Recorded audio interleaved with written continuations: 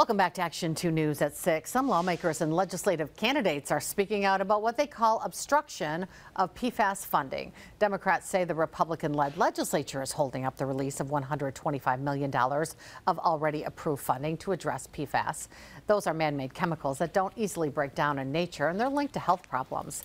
In northeast Wisconsin, they were first discovered in the Marinette-Peshtigo area. The Democrat running for Senate District 12 saying the incumbent that she's trying to unseat isn't doing enough to help remediate PFAS contamination. Senator Mary Felskowski has been asleep at the wheel for far too long.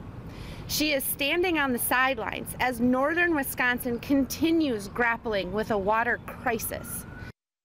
In response, the incumbent Republican Mary Felskowski sent us a statement saying in part, quote, "If my opponent wants to hold a press conference outside of the 12th Senate District with elected Democrats who voted against a budget that invested $125 million in PFAS remediation funding, that is her decision, but it doesn't look good on her part," end quote. Earlier this month, Governor Evers vetoed a Republican bill that would have created PFAS grants, saying it wasn't good enough.